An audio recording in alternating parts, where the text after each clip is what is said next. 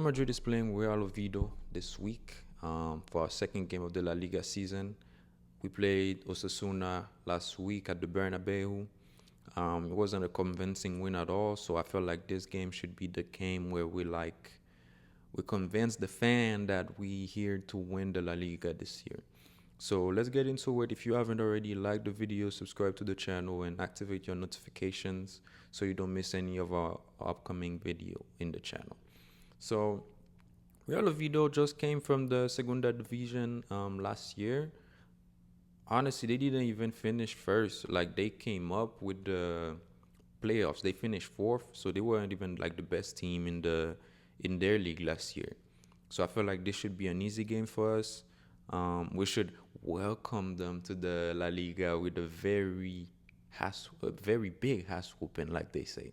So yeah, they played Villarreal last for their first game of the league. They lost 2-0, which was kind of expected. And honestly, I feel like that's gonna be their story throughout the whole season.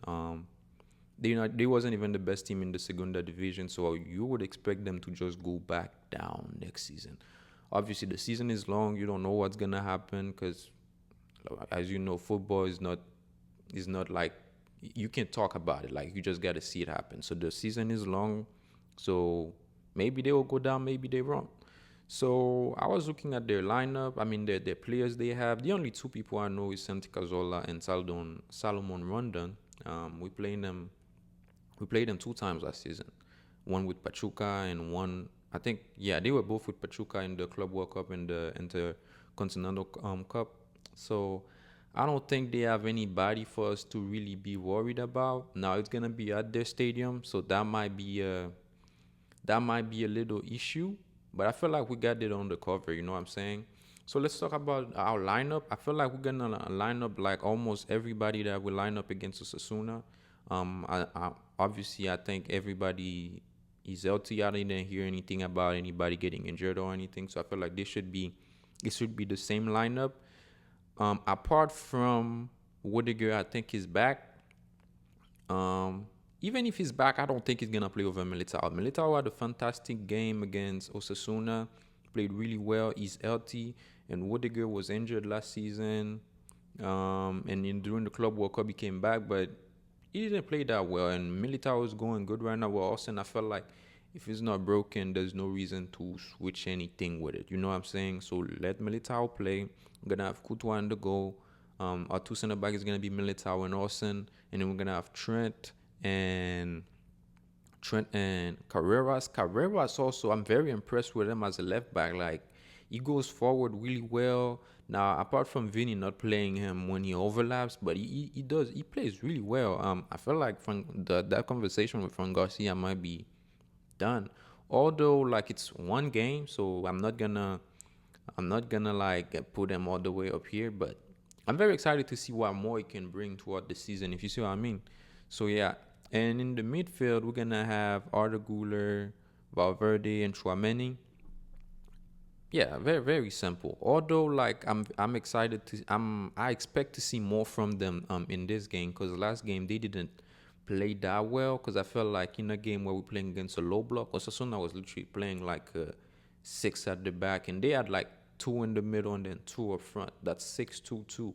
Like, it's not very often you see that. And in a game like that, I feel like the people that should shine would be our midfielders, because they would be the one trying to find the pass that could unlock their defense. You see what I mean? But they didn't provide that. Like, even Valverde, I expected them to shoot a lot in that game, but that didn't happen. You know what I'm saying?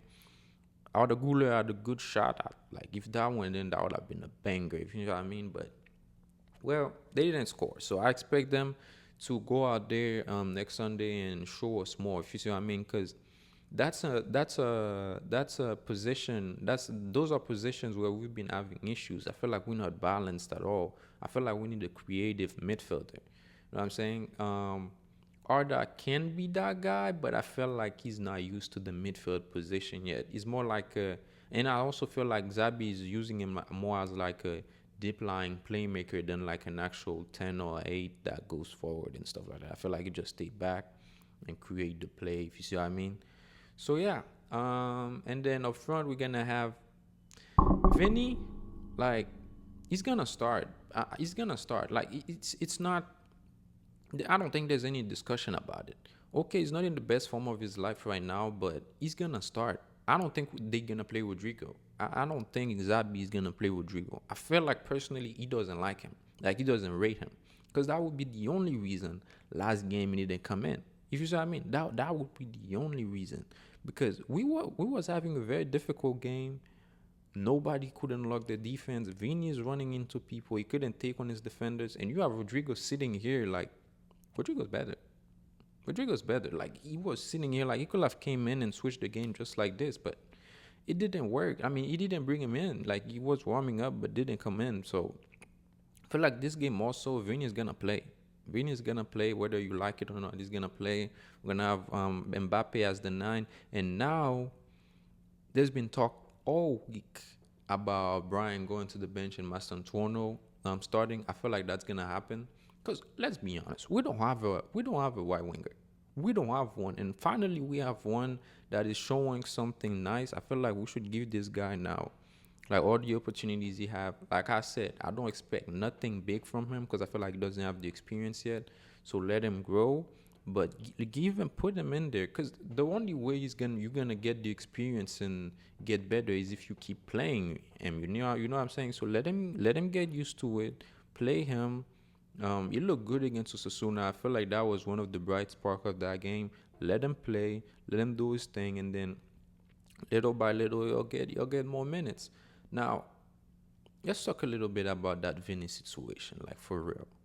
Vinny has been shit since the start of 2025. Like I love him, but I feel like it gets to a point where we gotta say enough.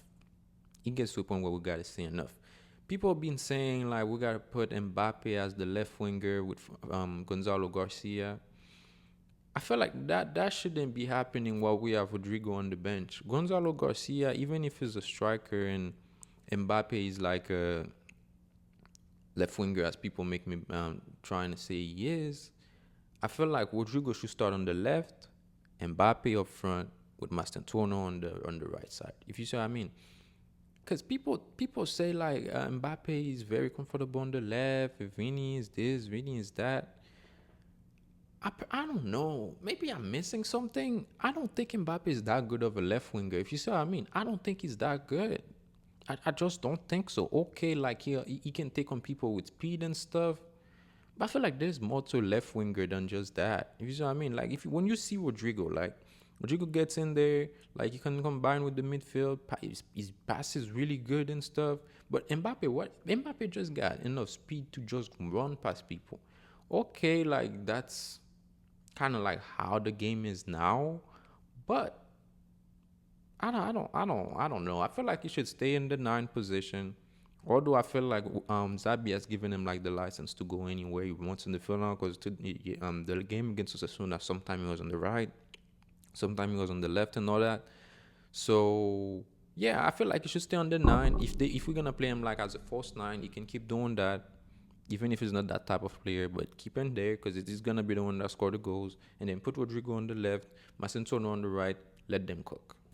Let them cook. I feel like that would be our best front 3 for the season until Vini gets back to the top level.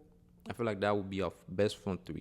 And also, even if like Vini gets to his best, I feel like we should try to get Rodrigo involved still if we're not gonna sell him.